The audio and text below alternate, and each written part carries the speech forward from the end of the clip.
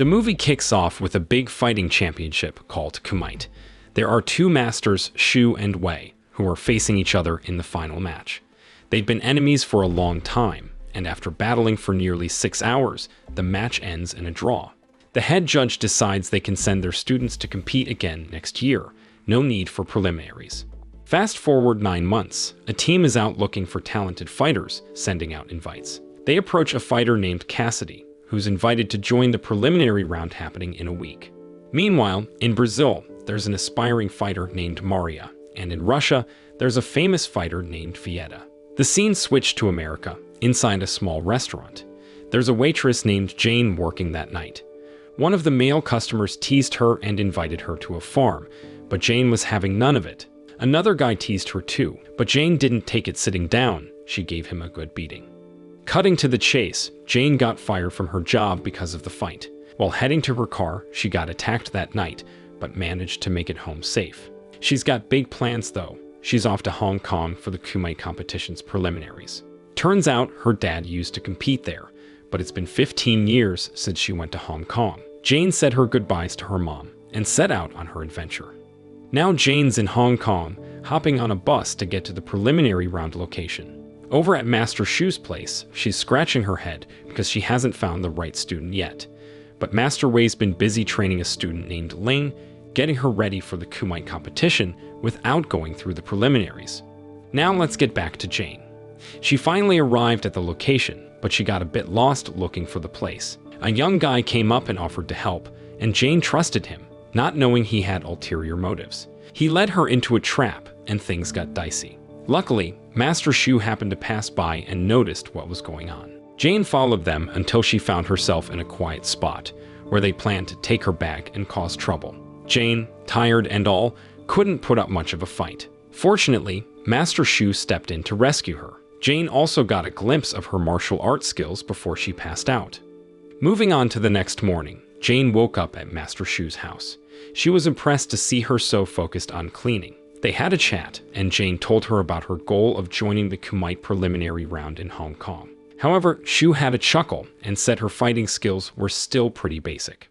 Master Shu then told Jane she could skip the preliminary round because she got to the finals last year. So, they started training the very next day. In short, 2 months flew by, and Jane got a lot better at fighting. Meanwhile, Master Wei had a final test in store for Ling, and it was set for a month later. Ling asked what the test was, and Master Wei told her they were going out that night. Turned out, Master Wei wanted Ling to take on a bunch of young folks hanging out at a pub, and she wasted no time getting to it. Finally, a month passed, and it was time for the big Kumite match. Shu and Jane took a ferry to get there, along with 10 other fighters who made it through the selection round. Wei and Ling were there too. They all had to sign an agreement, basically saying they knew the risks, even the risk of losing their lives in the match. Master Shu showed up with Jane, and Ling noticed her teacher giving Shu and Jane sarcastic looks. Then, a guy named Zhang approached Jane and gave her his business card in case she needed anything. After that, the opening ceremony kicked off, and all the participants were called by the head judge. They got a warm welcome and were told to change into their match outfits because the fights would start in an hour. Suddenly, Master Wei came over and started picking on Jane, but Zhang stepped in to keep them from causing any personal problems in the match. So Jane went to change her clothes, and right away, Ling started teasing her. But Cassidy, one of the fighters, stepped in to break it up. Finally, the matches got underway. The 8 people who made it through today would move on to the semifinals tomorrow. Jane was up first, taking on a black belt taekwondo athlete from Korea. She managed to win and secure her spot in the next round. Next up, a boxer from Africa faced off against a pencak silat teacher from Indonesia. It was quite a surprise when the big boxer got defeated with just 1 kick. The matches continued, and each participant gave it their all. Next, there was a fighter from Russia named Vieta. She kept on fighting her opponents even after they gave up, causing injuries. The matches for the day ended with Ling from China facing off against fighters from Mexico. According to her teacher, Ling defeated her opponent quickly. The competition continued the next day. In the afternoon, Jane took a leisurely stroll on the beach and spotted the guy who had taken her bag. She followed him to their hideout, where Jane simply asked for a picture of her father with her as a child. However, the gang leader cruelly burned the photo in front of Jane. Jane could have easily beaten them up, being much stronger, but suddenly, Master Shu appeared and scolded Jane. He told her that the skills she learned should not be used for revenge, and then left her. That night, Jane fell asleep on the side of the road while looking at a photo of her father. The story then shifted to the next day, where the 8 survivors would be narrowed down to 4 in a round where they had to use weapons. Jane had her second turn in today's battles, and had the courage to ask about her father. The head judge responded, saying that her father had reached the final round but didn't show up for the final match.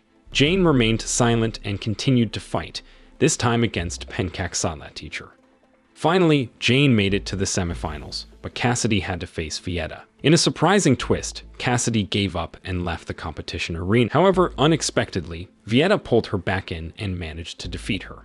In the next round, Jane had to face Vieta to qualify for the final, while Ling faced a fighter from Thailand and managed to defeat her. Then, the referee called Jane and Vieta to fight.